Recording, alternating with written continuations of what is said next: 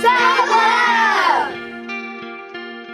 The power of the Fab Lab for me is seeing what the kids can do to deconstruct a figure, co-construct a figure, because I really encourage them to talk to one another as they're working on with the Model Maker software, and then to reconstruct the figure or whatever it is they're doing.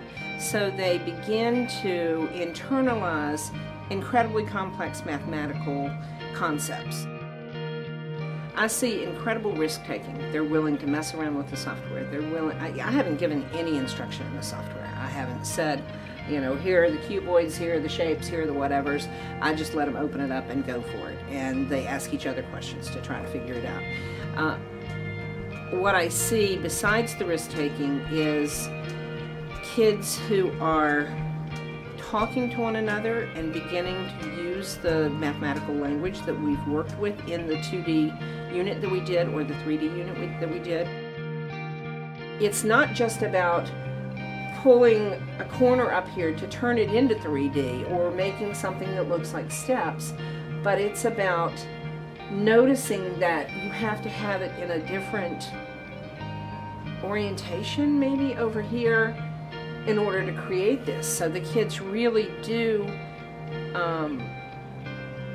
that reconstructing piece physically is an incredibly powerful piece of the whole puzzle of that spatial visualization.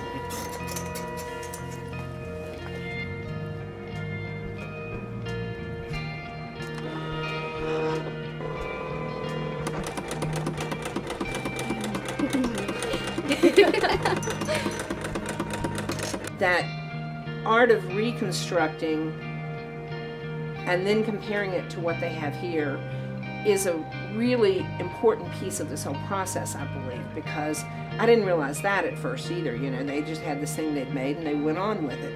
And then I saw a couple of kids taking it over to the computer and pulling their project up and doing this number with the thing, you know, turning it here and comparing the two visualizations. And that's when I thought, oh, that's got to be a part of everything I do.